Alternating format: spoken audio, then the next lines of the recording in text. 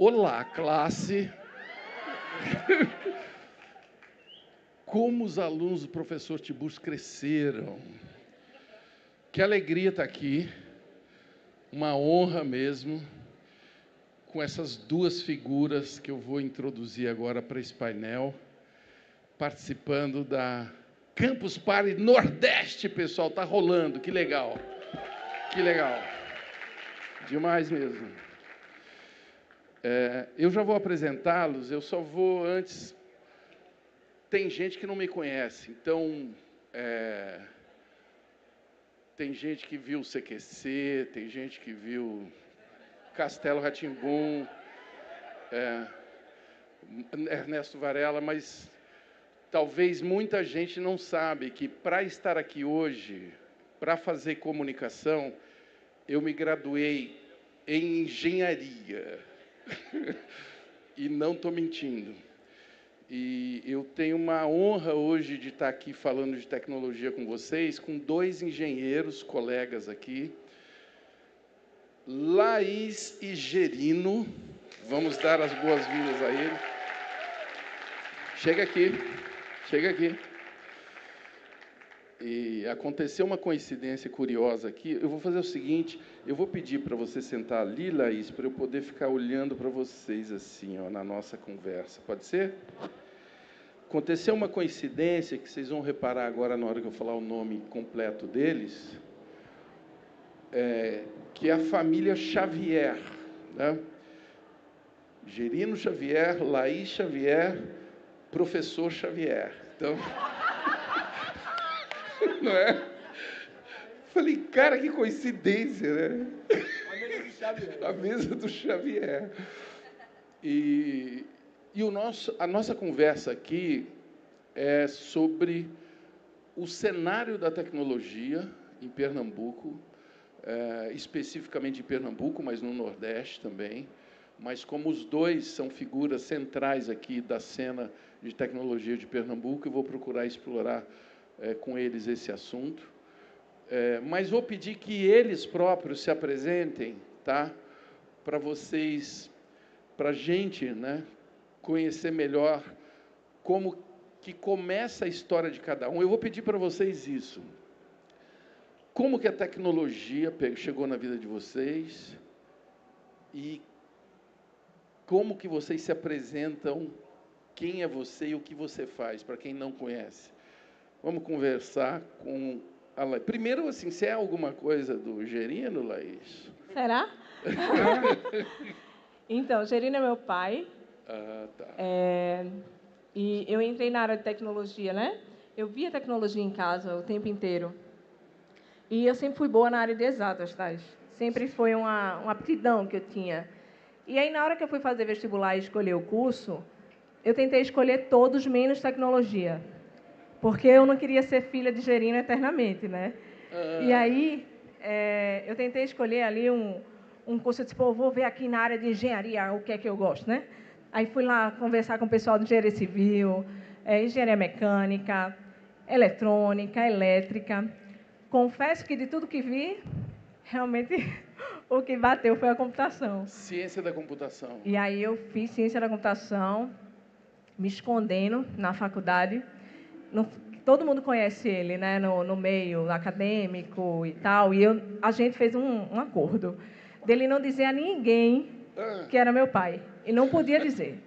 Obviamente que o sobrenome da gente não é um sobrenome difícil, é um sobrenome até comum.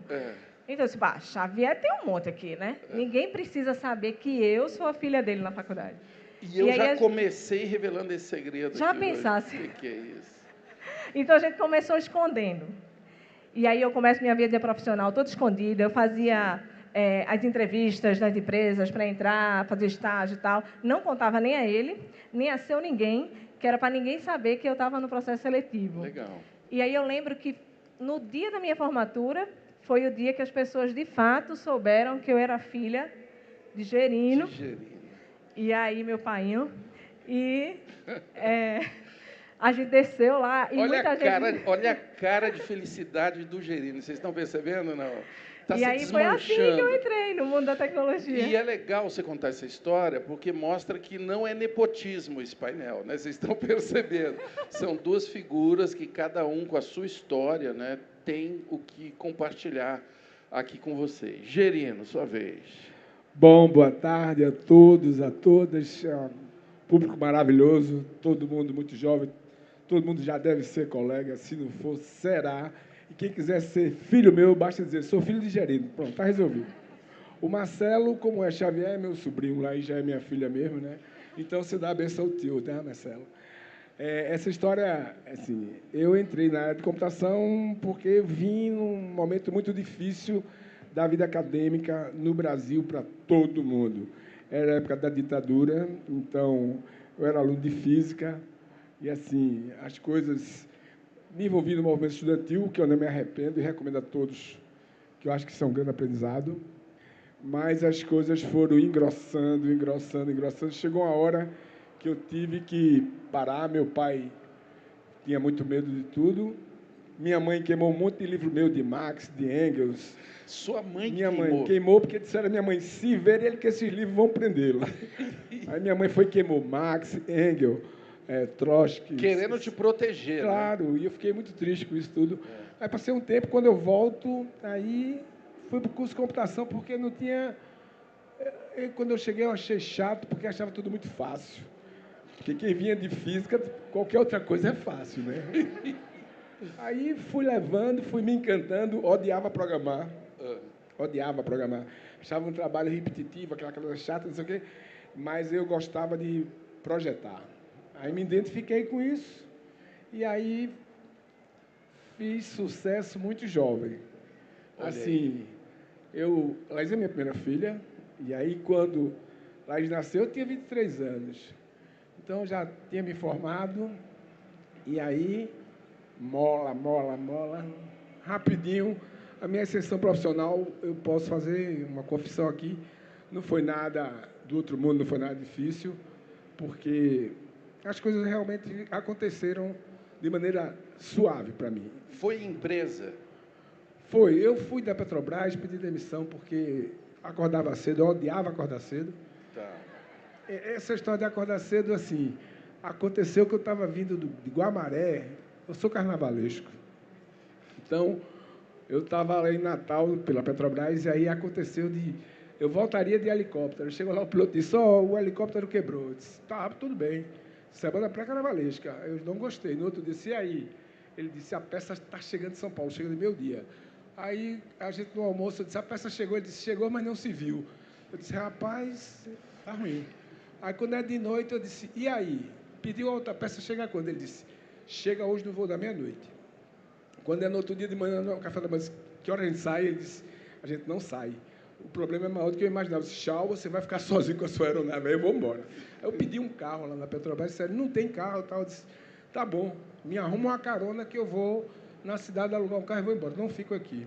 Aí eu vim dirigindo, quando eu parei numa cidade que chama Goiânia, que é a 60 quilômetros de Recife, aí eu fui botar gasolina, que já estava quase seco o carro, aí o cara chegou e perguntou para mim, o cara, Gerininho, e eu olhava, não via ninguém, o cara, Gerininho, eu digo, meu irmão, tem alguém me chamando aí, tem alguém chamando, eu disse, sou eu, rapaz, pé de quenga, estudei contigo. Aí eu disse, pô, então, aí ele convida para uma feijoada, essa coisa de turma que se formou não sei aonde, estudou. Eu não gosto desse negócio, que o povo é saudosista. Não, eu não gosto. O que você está contando tem muito a ver com o que eu quero trazer uma questão para vocês. A gente está vendo aqui uma galera jovem, né? Tem uma galera diversa. Eu gosto de falar que tem gente que mais velha também, que é a diversidade que eu ando defendendo atualmente. Não sei porquê, né, Gerino, que a gente tem que falar que é legal justamente essa convivência, né, da diversidade, não só racial, de gênero, de classe social, mas também de idade, né? Mas eu queria saber de vocês, para quem está iniciando na vida como empreendedor, como criador de tecnologia... Marcelo, deixa eu só te falar um negócio dessa história. A chave maior de tudo isso, para eu pedir demissão de um emprego que todo mundo desejava, que era engenheiro da Petrobras, era um negócio, né? Aí o cara disse, tirou um cara que dedurou a gente na ditadura, chegou, começou a tirar onda do cara. O cara que primeiro foi maconha, que primeiro arrumou a namorada, era o descolado, era o ídolo de todo mundo.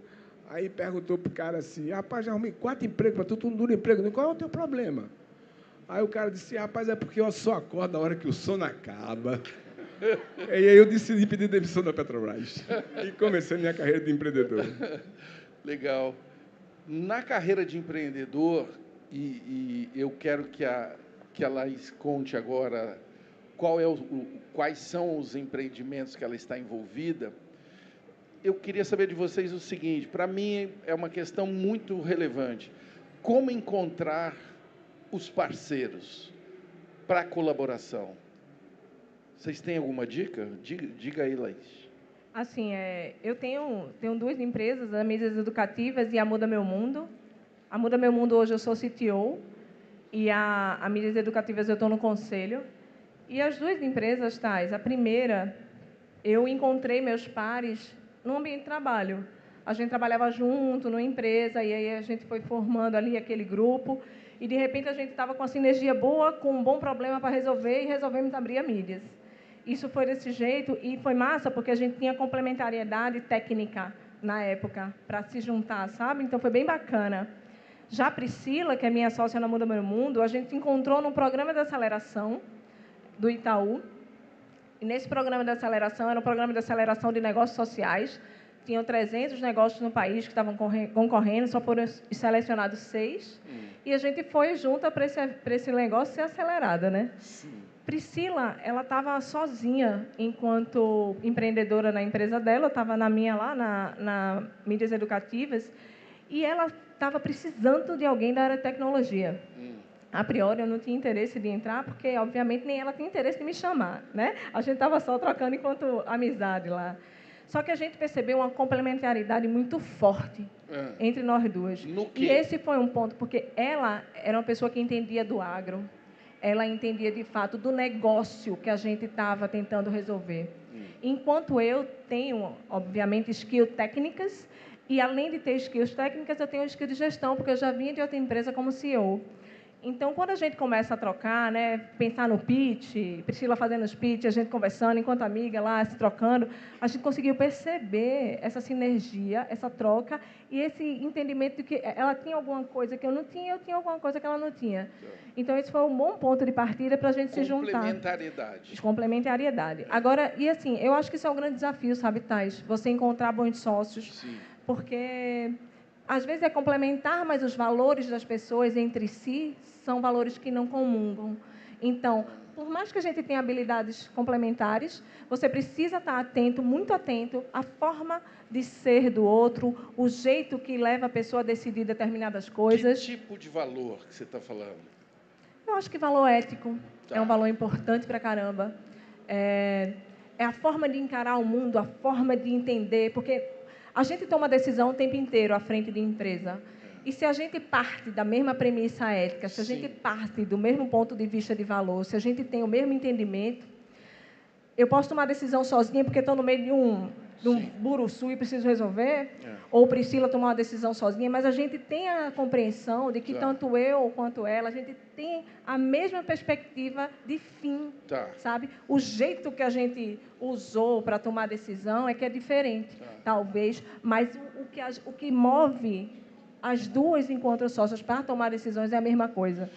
Isso é bem importante. Isso daí é tão legal de falar, porque parece, né, que é uma coisa apenas assim moral, né? Não, eu tenho que ficar cercado de pessoas éticas, né, que prezam o que eu acredito e tal. Mas você está falando de uma coisa que, além disso, que é importante, ajuda na hora da crise, né? Porque crise, problema, é o que nós trabalhamos o tempo inteiro, né? Todos nós aqui somos solucionadores de alguma necessidade, de alguma treta, né?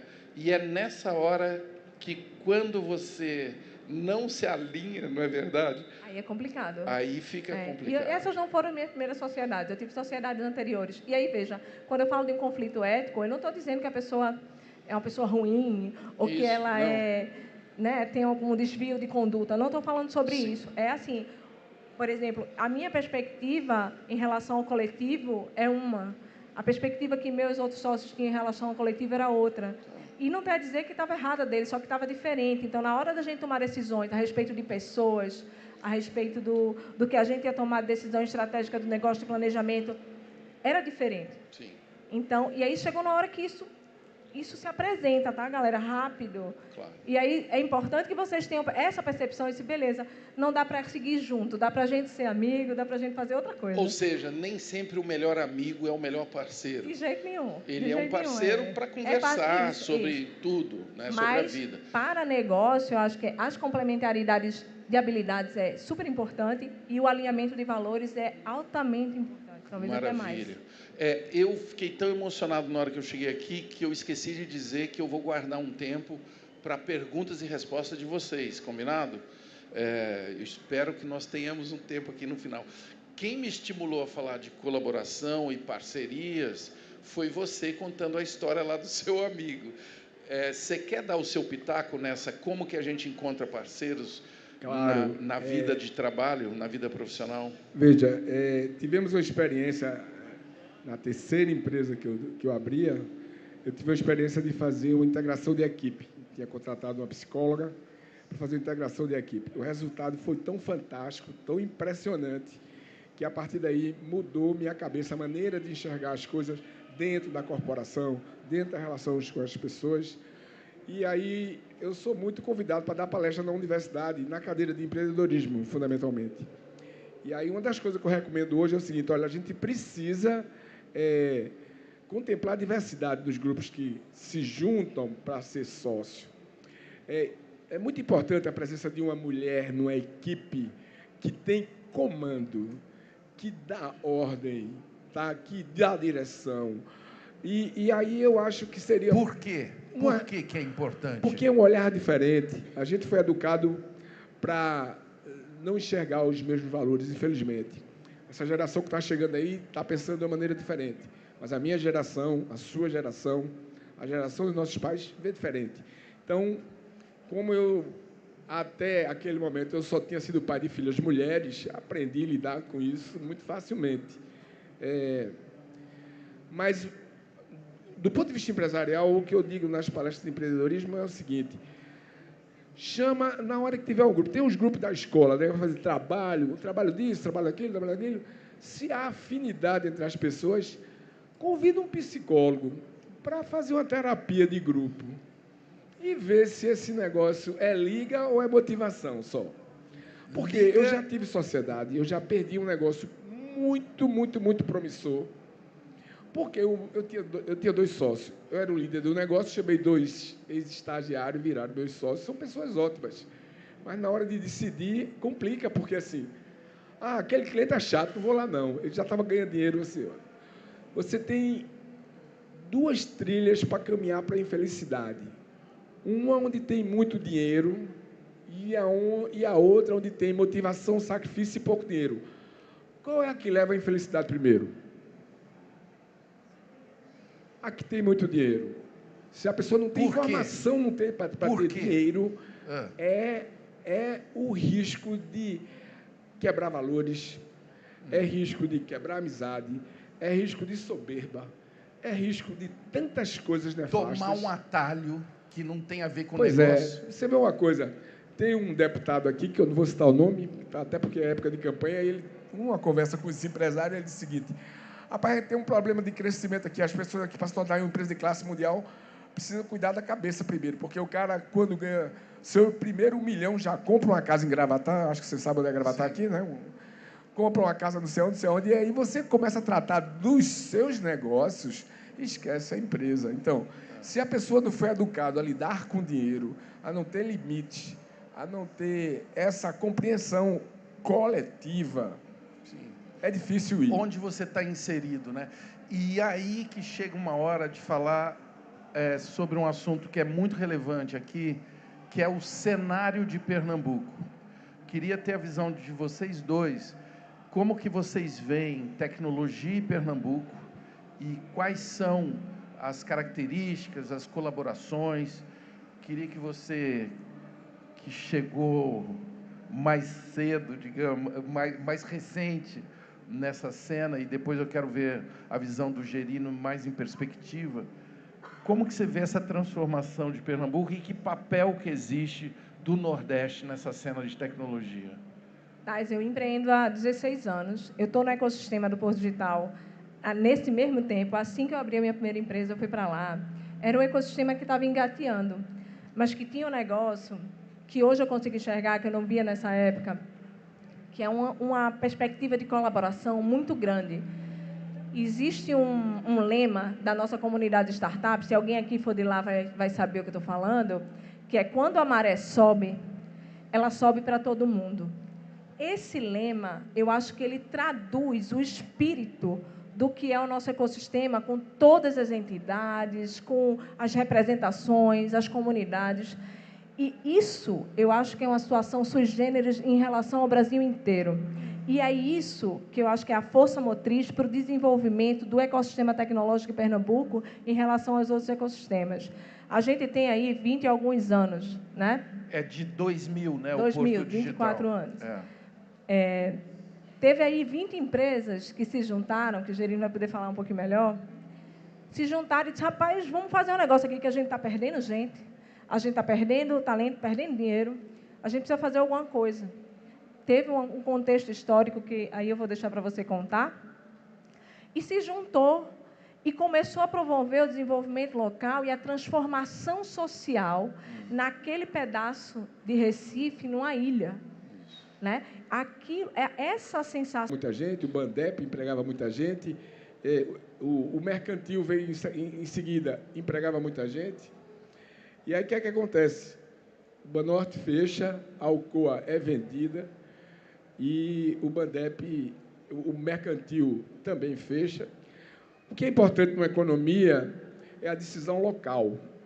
Você pode ter aqui 50 bandeiras de bancos e financeiras que está aqui operando no mercado, mas não tem decisão local. Quando não tem decisão local, compromete parte significativa das decisões e as pessoas que estão aqui não se aproximam. Vamos fazer um paralelo.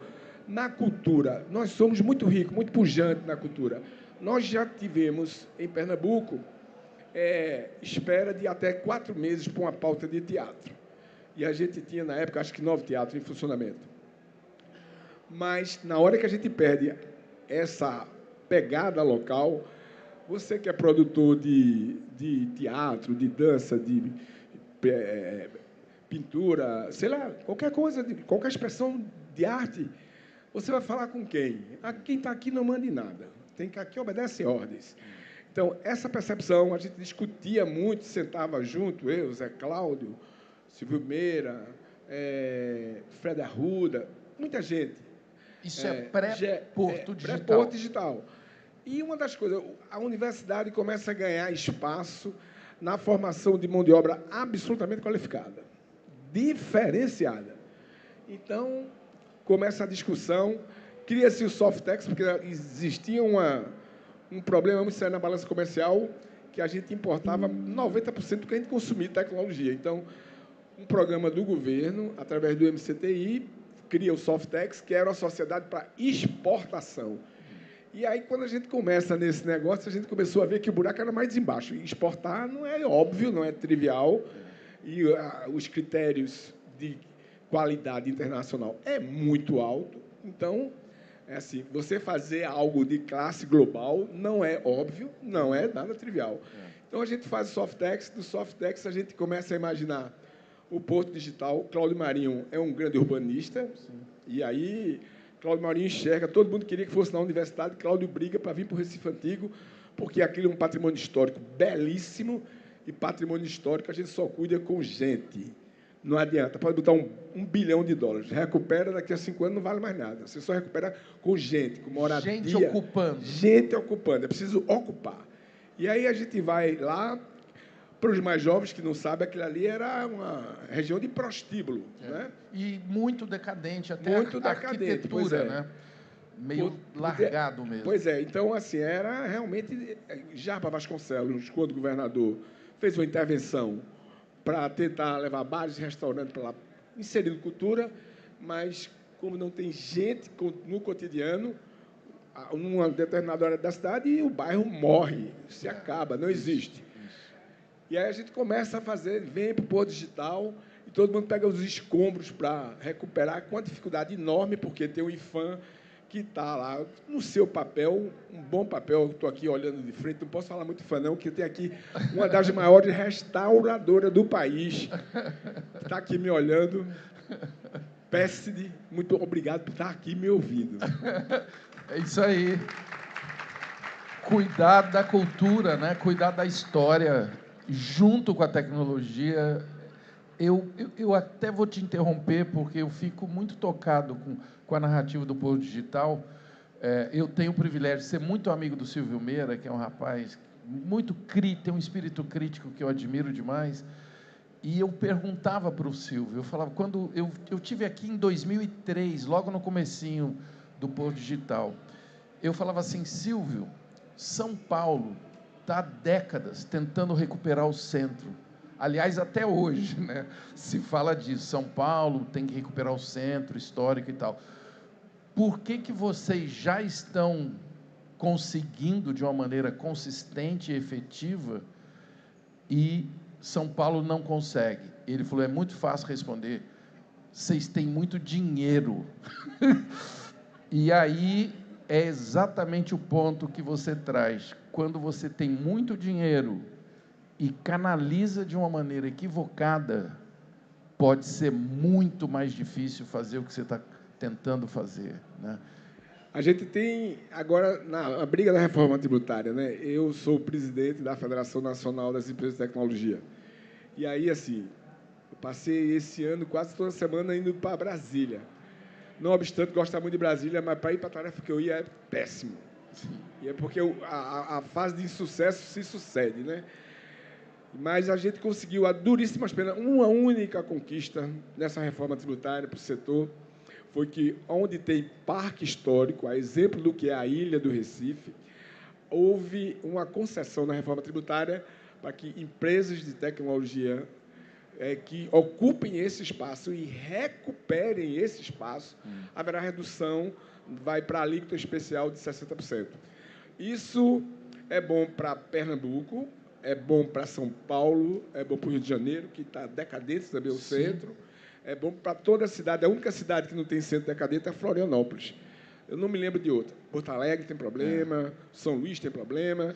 Pois é, mas a diferença é que a ocupação de muitas cidades, como é o caso de São Paulo, ela se dá através de intervenções com muito dinheiro e até, às vezes, bem gasto, como é o caso da Sala São Paulo, que é um espaço maravilhoso para se ouvir música, mas o entorno não tem ninguém morando, não tem ninguém andando na rua à noite.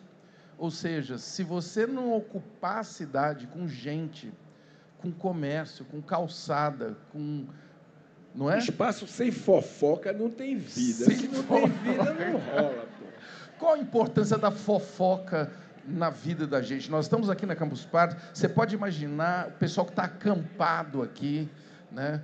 Essa rede, qual a importância de troca de informação que a gente chama de fofoca? Pode chamar. Rapaz, tem a fofoca virtuosa. Sem fofoca não há virtuosidade, veja. Fofoca virtuosa é bom, né? Veja, aí eu chego aqui, eu digo, pô, Marcelo Tais é um cara da porra, ele sabe muito sobre óculos. Marcelo Tais é careca mesmo, é? Não, rapaz, não é, isso é questão de impressão. Mas, olha, quando a gente diz isso, essa informação traciona entre as pessoas. Sim. Pode tracionar para o bem e para o mal, mas é bom a gente estar vivendo bem e mal, porque a natureza pressupõe equilíbrio. Não pode tudo ser tão bom, nem tudo ser tão ruim. Agora, cada um faz suas escolhas, as escolhas têm que ser respeitadas. Mas é preciso, para ter vida, é preciso ter sem ninguém no lugar para fofocar. O que é que vai acontecer nesse lugar? Nada. Que maravilha. Eu quero, antes de passar para vocês fazerem perguntas, passamos rapidamente aqui por um assunto que a Laís é a figura ideal para falar, que é a participação das mulheres na tecnologia, né? Eu por ter alguma idade, quando eu fiz engenharia, eram assim, praticamente muito pequena a participação das meninas na tecnologia. É tão legal ver aqui hoje assim essa quantidade enorme de mulheres, de pessoas diversas na nossa plateia. Conta aí, Laís, como que você vê, quantas mulheres tinha, por exemplo, quando você foi estudar a ciência da computação? Como que você vê esse cenário? Eu já estou na área há 20 anos, né, Thais? E quando eu fui estudar a ciência da computação, éramos 7, numa turma de 50. Já era bom. E aí, ao longo do tempo, algumas foram ficando e a gente se formou, nos formamos 4 na minha turma, que era uma turma de 50 e alguma coisa no fim. Então, eu nunca tive uma liderança feminina, uma líder mulher. Sim. Em nenhum dos lugares que eu passei, eu fui chefiada por uma mulher, né? Em nenhum dos espaços, eu tinha pares que tivessem ali a mesma perspectiva que eu. Eu sempre estive muito só nesse espaço. Estagiária, desenvolvedora, líder técnica, e lá vai gerente. Todas as vezes que eu estava ocupando algum espaço, eu estava ocupando ele sozinha. E até hoje é assim, né? Porque eu sou CTO de empresa, eu estou sozinha, não tem quase nenhuma CTO mulher, porque na base está chegando mulher agora, sim, mas na hora que eu entrei... Na liderança, não. Não tem mais, é muito difícil. Então, eu continuo só. Continuo só nos espaços de ocupação política, como é a CESPROM. Eu sou presidente de Pernambuco, sou a primeira. Na Nacional, só tem eu e a moça do Paraná. Então, assim, a gente ainda é muito pouca no espaço, mas, de fato, eu fico muito feliz de ver isso. E eu estou dizendo a você que, intencionalmente, eu tenho trabalhado muito, muito, para mudar esse cenário. Eu, como primeiro presidente da CESPROM Mulher, eu disse, rapaz, se eu, que estou trazendo a minha perspectiva de ambientes hostis que eu já passei na minha vida profissional inteira, se eu não fizer nenhuma ação afirmativa, quem é que vai fazer aqui, né? Então, a gente cria um evento que chama Tech Woman, que, por sinal, estou vendo várias mulheres do Tech Woman aqui, estou vendo as bolsinhas cor-de-rosa. Semana passada, no sábado, a gente fez um evento emblemático para 1.500 mulheres, só de tecnologia, onde a gente tem uma trilha técnica incrível, com a curadoria de professoras doutoras de várias universidades daqui do estado, onde a gente traz a vanguarda da TI e aumenta o hard skill dessas mulheres. Sim. E numa trilha de carreira, onde a gente mostra para todo mundo que está a fim de entrar, como é, o que é que eu faço, qual é o caminho, o que é que eu preciso aprender, quais são as possibilidades. A gente faz isso num ambiente extremamente seguro e acolhedor, para que nenhuma sinta, talvez, o que eu senti, sim, e tenho sentido durante a minha carreira, sim, esses ambientes hostis. Então, o Tech Woman é uma iniciativa específica. Eu percebo, e essa plateia de estudo, que a gente tem uma base linda chegando, sim, de mulheres em tecnologia. E que, Thais, eu falei ontem, quinta-feira, na palestra, isso não é moda, isso não é para fazer, para grego ver. Sim, sim. Isso é absolutamente decisivo, sim, porque diversidade é questão de excelência. Sim. Eu, empresária, se eu quero ter excelência no meu produto, no meu serviço, ou eu entrego perspectiva diferente na construção da solução, ou eu vou deixar de atender parte dos meus possíveis clientes, porque simplesmente não teve ninguém aqui para construir perspectivas diferentes. Então, quando eu falo diversidade em todo canto, para mim, diversidade é excelência. Não é para ter número, não é para... Que é isso, viu? Que clareza! Que claro. Você ficou orgulhoso agora dessa fala aí, João? Eu sempre fui orgulhoso dela. Eu virei o pai de Laís, né? Então... Não, porque, assim, é uma coisa que me emociona, porque eu vou te dizer, na Poli, que é a escola que eu estudei, de engenharia, a primeira mulher diretora da Poli faz 2 anos. A primeira mulher. A Poli tem 130 anos de vida.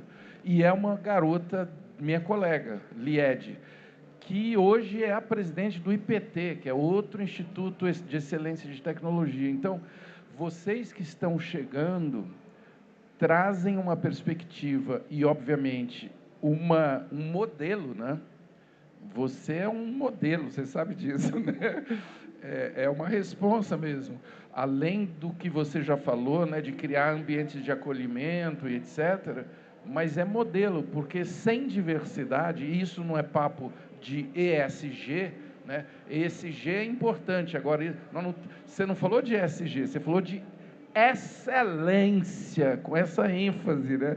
Excelência, criatividade, prosperidade, né? Se você quer atingir um país como o Brasil, que tem a diversidade do Brasil, não dá para ficar num mundo reduzido, né, àqueles de sempre, não é assim? Não dá para construir solução sem pensar em quem vai usá-la. E a gente só pensa em quem vai usar se a gente trouxer perspectivas diferentes. De fato, Thais, a maior parte... Eu vou dar um exemplo besta que as meninas do Tech Woman viram num desenho. Uma palestrante trouxe um produto que foi desenvolvido, aquele dispensa de sabonete, que tinha um sensor, que você botava a mão embaixo e tal, e só o sabonete. Provavelmente só tinha gente branca fazendo o produto, testando o produto e homologando o produto. Na hora que colocaram na rua, quando uma pessoa preta botava a mão embaixo, o sensor não percebia. E a pessoa tinha que pegar um papel branco, um papel higiênico qualquer, que era no banheiro, botar embaixo para o dispenser sair. Isso que eu falo de excelência. Como é que você entrega um produto que mata a possibilidade de uso de mais de 50% da população local. Então, isso, você está entregando um produto ruim ou não está? O nome disso é ignorância profunda mesmo, né? Além de preconceito, né? Estamos vendo isso acontecer com inteligência artificial, né? Reconhecimento, viés de algoritmo, né? De reconhecimento facial e tudo mais. Está tão bom, né, gente, aqui essa conversa, mas o tempo está voando. Sim, professor Tiburcio. Tem aqui já uma mão levantada. Quem que vai me ajudar aqui com o microfone? Ó, por favor. Por favor. Enquanto o microfone chega a ela, deixa eu dizer um recado que é muito importante aqui. Essa preocupação com, além do limite daquilo que a gente se preocupa de desenvolver, oferecer e ganhar dinheiro, é muito importante. Eu digo sempre lá no Porto Digital, a gente tem uma reunião semanal entre as lideranças. E eu digo sempre, olha, a gente faturou esse ano 5,7 bilhões e tem empregado mais de 18 mil pessoas. Mas isso ainda não é motivo de orgulho enquanto a gente olhar lá no bairro e ter a favela do Pilar. Sim. A gente tem o compromisso de acabar com aquilo, reverter aquela situação. Então, a gente tem tido várias ações de formação e tal para dar emprego, porque para a gente se orgulhar, a gente só pode olhar para nós, não. A gente tem que olhar para o lado e ver que está todo mundo orgulhoso. Sim, é isso mesmo.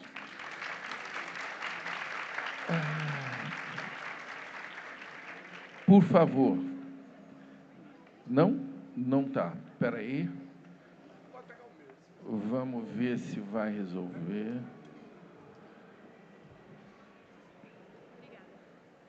Oi. Oba. Eu estou muito emocionada de estar aqui hoje. Eu estou muito grata. Como é que é seu nome? Meu nome é Renata. Eu sou uma paulistana que mora em Caruaru, né, já há mais de 20 anos. E, assim, você faz parte da minha história. Eu sou grata a duas pessoas, né? A você e a Maurício de Souza. Maurício de Souza me alfabetizou e você me trouxe a criatividade para que eu exerça a minha profissão. Meu Deus do céu, o que é isso? Agora você me deu uma responsa gigante. Deixa eu dar um beijinho.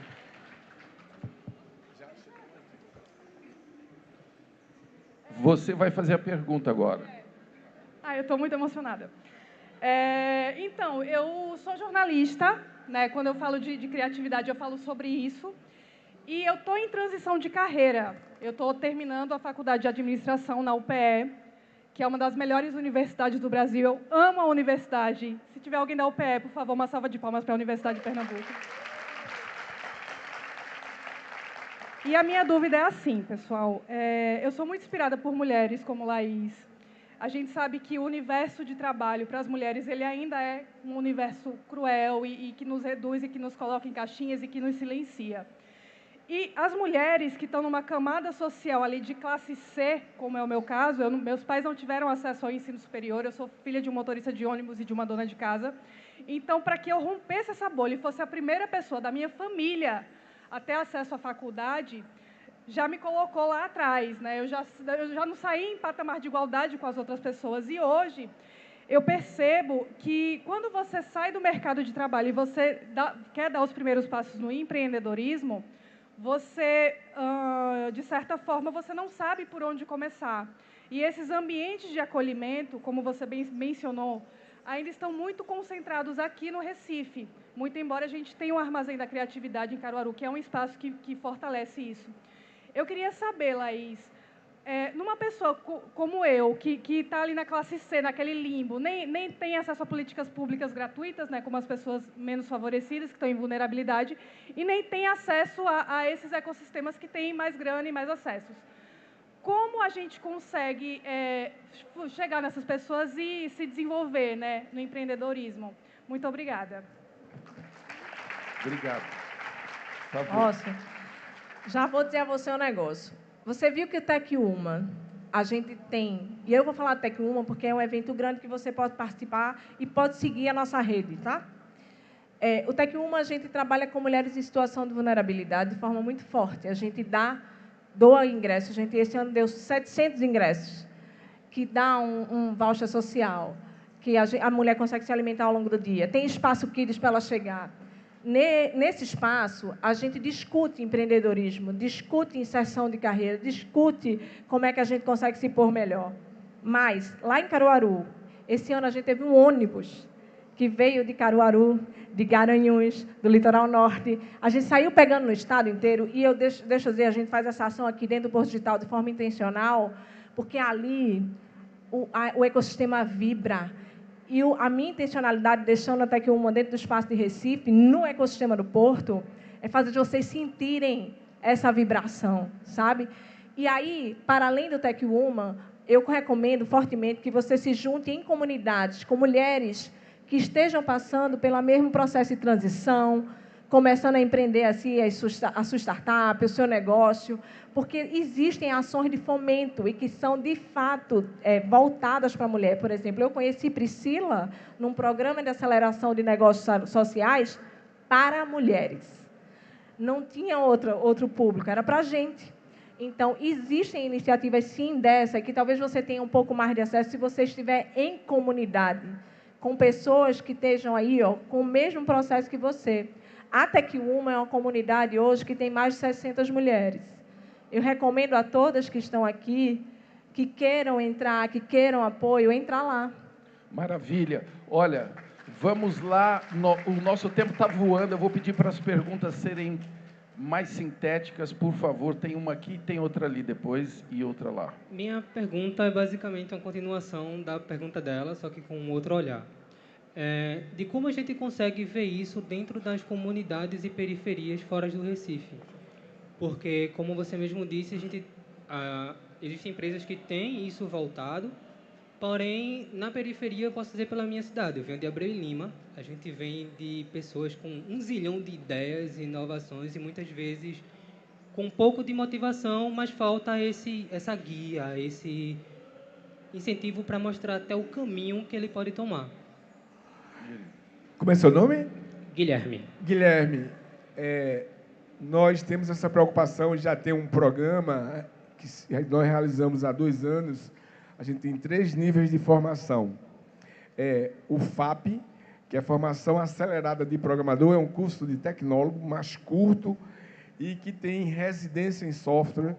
Isso significa o seguinte: o curso é gratuito para alunos que não têm recurso. Ele ganha uma bolsa e, quando ele começa o estágio, a empresa que dá o estágio dá uma parte da bolsa e nós damos outra parte da bolsa. Não é muita coisa, mas dá para pagar o óbvio, o mínimo necessário. A bolsa é de R$300, eu não sei se aumentou agora, eu estou com o número atual, e a gente exige que as empresas paguem pelo menos isso. Mas o fato é que ninguém paga só isso, nenhuma empresa. Então, esse é o primeiro programa.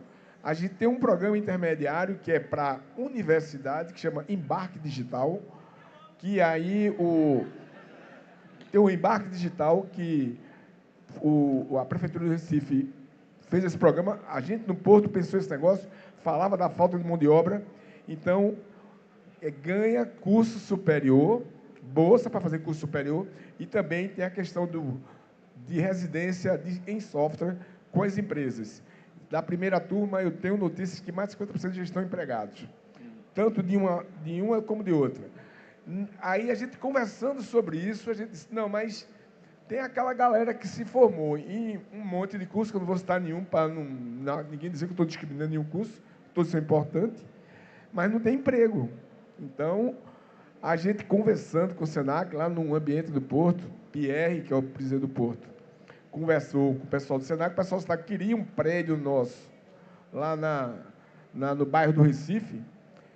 Aí, a gente fez um acordo, doou o prédio para o Senac ficar emprestado, e ele revertia para nós em bolsa. E aí, qual o papel do Senac nessa complementação? É oferecer cursos para quem quer pivotar a carreira. No caso de Renata, que vai ser administradora, ou já é administradora, e se quiser ir para a tecnologia, então o Senac tem esse curso que é para pivotar a carreira. E assim, em todas essas questões, há um acordo que a gente cobra, fiscaliza e está em cima. A prioridade é para mulheres, negras, periférica e, fundamentalmente, que tenha vindo de escola pública. Quando sobrar a vaga, a gente contempla outras pessoas. Mas a prioridade está estabelecida. Boa. Aqui, só vou comentar uma coisa. O que é muito legal de perceber é que as respostas para as demandas que estão chegando passam pela educação, né? O assunto educação é o que permeou aqui o nosso painel. Por favor. Oi, me chamo Vitor. Eu até anotei aqui para ser um pouquinho mais rápido. Quando o Gerino falou a respeito do caminho de gerar muito dinheiro ou o crescimento mais lento e consistente, me fez lembrar de alguns empreendedores que acabam optando aí pelo caminho mais rápido, só que a custo dos empregados, que exigem que deixem suas vidas pessoais em prol da empresa em si. Eu sei que existe aí uma linha tênue entre o trabalho de domingo a domingo, no nascimento da empresa, e aí vai suavizando com relação ao tempo. Mas aí eu queria perguntar para os palestrantes, né, qual a visão em relação ao uso do recurso humano em si numa empresa durante o ciclo de vida dela. Como é teu nome mesmo? Vitor. Vitor, não é possível que a gente, enquanto empregador, enquanto empresário, ache normal, comum, e vocês aceitem, que a gente tenha que trabalhar de domingo a domingo. Isso não é possível. Não é possível. Tá certo? Não é possível. Não é produtivo também. Né? Não, veja, isso é ruim para todo mundo. Isso é ruim para a empresa, porque vocês começam a trabalhar no nível de limite e a gente precisa da atenção de vocês não conseguem humanamente dar mais. Então, isso é ruim para a empresa, é ruim para vocês, enquanto empregado, é ruim para o nosso produto, é ruim de todo jeito. Então, não é possível, não é aceitável, tá certo? A gente que está construindo o produto, que está pensando em uso de recurso humano, a gente precisa levar em consideração isso. E na hora que você for escolher a empresa que você vai trabalhar, conversa com o pessoal que trabalha lá. Porque isso não deveria ser aceitável por vocês. Né? Uma coisa, e aí eu vou fazer um parêntese bem grande, Vitor, está todo mundo trabalhando direitinho aqui, deu uma emergência, deu uma urgência, aconteceu um fenômeno atemporal diferente, fora da curva. Contar com todo mundo, eu espero, viu? Se estiver trabalhando comigo, eu espero contar com todo mundo nessa hora. Entretanto, todo mundo da minha empresa sabe que pode contar comigo no contrário. Deu emergência na tua vida, uma urgência na tua vida, um ponto fora da curva na tua vida, você pode esperar de mim o mesmo engajamento que você tem comigo. É isso. Eu quero complementar a resposta de Laís. Veja bem, uma experiência nossa, na nossa empresa tem 33 anos. A que eu sou CEO tem 33 anos. Então, desde o primeiro momento, eu disse, a gente vai primeiro 3% do lucro, a gente vai investir em cultura. Então, para todo mundo entrar na vibe de que ali era um lugar legal. E depois o seguinte, os números da empresa, o balanço, o caixa, era aberto para todo mundo ver. Porque ninguém vai me pedir o impossível e também eu não posso nunca negar o que é possível. Porque tecnologia é indústria do conhecimento. Ninguém, por mais saber que tenha, pode produzir coisas boas se não estiver feliz. A gente precisa tratar da felicidade das pessoas. É isso aí. Bora lá, vamos.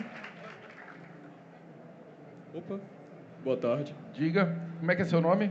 Meu nome é Biratã, eu tenho... Como? O Biratã. Biratã. Eu tenho 18 anos agora, estou completando o ensino médio e eu estou lutando para tentar entrar na faculdade de Ciência da Computação, que é a área que eu pretendo entrar futuramente no próximo ano. E eu queria fazer uma pergunta relacionada às áreas do TI, porque o TI em si tem várias áreas, tem a área de administração, banco de dados, programação, mas tem uma que me chama bastante atenção e eu gostaria de saber a opinião de vocês sobre essa área, que é em relação à inteligência artificial. Arretado. Perfeito, muito bem. Tá na moda, tá na hype. Esse é o assunto. Inteligência artificial. Bora. Apesar que é bom falar de cara que tem no mínimo 70 anos esse conceito. Opa, eu ia chegar nesse ponto. Boa, tá? então vai. Tá na hype. Boa, Mas obrigado. não é um negócio novo, Boa, galera. Assim, eu estudei IA há 20 anos atrás e já era super desenvolvido. ChatGPT ou qualquer tecnologia generativa de inteligência artificial, ele é um pedacinho assim, desse tamanho de IA. E a gente compreender de fato o que é, sabe, Biratã, o espaço, digamos assim, de construção de carreira na IA, é um negócio surreal, de grande, sabe? Tu pode fazer, através do que a gente estuda, 1 milhão de coisas, e o que a gente está vendo aqui é só uma pontinha do iceberg. A gente tem muita coisa para desenvolver ainda, tá? E tem muita coisa já desenvolvida, que o negócio tem 70 anos, está na hype agora. O que eu recomendo para você, fortemente, independentemente da área, se tu vai escolher IA, tu vai escolher desenvolvimento, teste, se tu vai escolher qualquer outra área, eu acho que você tem que fortalecer os teus hard skills. Quinta-feira eu dei uma palestra aqui sobre a carreira em Y. E é engraçado, porque aí a gente vai pensando, meu Deus, eu quero trabalhar com IA, eu quero trabalhar só com... Minha gente, o hard skill do entendimento da TI, da computação, de entender fortemente o que é a construção, de fato, do computar, juntar informações, juntar dados, que gera informação e gera inovação. Se a gente amplia a nossa capacidade de entendimento do computar, a gente vai para qualquer área, qualquer uma. Ah, Laís, mas eu quero fazer IA. IA é uma área que ela tem, exige uma robustez muito grande de conhecimento hard skill. Então, eu recomendaria fortemente, faz uma base de estrutura de dados muito boa, uma base de algoritmo muito boa, uma base de conhecimento, de fato, do que é computar, do que é um booleano, do que é, né? Essas coisas. E aí, tu vai, meu irmão, tu vai escolher o que tu quiser. Tu vai escolher IA, tu vai escolher ciência, tu vai escolher o que tu quiser. Vá por mim, faz esse hard skill bem. Boa. Deixa eu complementar aqui a pergunta, Laís. Para quem quer ser bom em inteligência artificial, é o seguinte, estude muita matemática. Cálculo 1, 2, 3, física, estude muito. Leia filosofia, porque você vai dar uma coisa mais macia, mais leve no conhecimento. Então esse vai ser o meu pitaco, que eu vou me atrever aqui para falar sobre IA. Existe uma ironia na inteligência artificial, especialmente a generativa, que é essa que está aí na frente da gente, que para funcionar depende do quê? De uma pergunta. Então, eu creio que a era que nós estamos entrando agora é a era de quem tem boa pontaria para fazer pergunta. E para fazer pergunta, vocês já sabem, curiosidade e leitura. Leitura é muito importante. Você adquirir um banco mais rico de palavras dentro do seu HD, do seu corpo, você vai ter mais chances de ligar pontos na hora de preparar a pergunta para a engenharia de prompt, que é outra coisa que está na moda. Gente, eu recebi uma notícia tristíssima aqui, que o nosso tempo está encerrado. Mas isso não quer dizer que nós não vamos fazer uma selfie. Marcelo, Lili está ali mandando beijo toda hora pro vovô e pra mamãe. Lili, Meu Deus um beijo. Eu prometi um beijo para você, Lili. Um beijo, minha neta. Pessoal, deve ser engenheiro de software, já. É o seguinte, eu não queria ir embora, eu queria ficar aqui. Eu quero dizer assim, de verdade, assim, que legal poder conversar assim, direto, né? Fazer essa fofoca, né? Como eu aprendi aqui a necessidade dessa fofoca educacional que nós fizemos.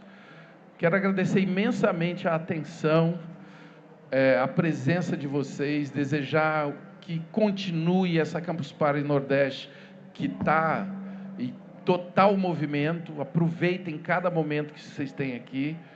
E levantem vocês dois aqui, e quero que vocês agradeçam com uma salva de palmas os nossos...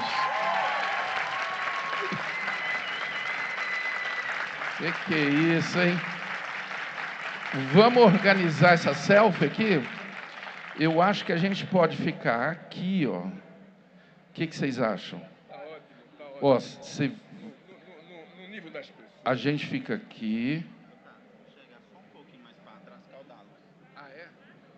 Nós vamos chegar um pouquinho mais para trás. Aqui.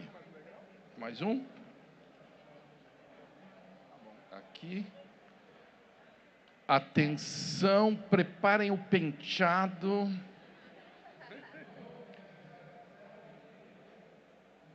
Vamos dar um tchauzinho aqui, toda a galera, assim, ó. Aê!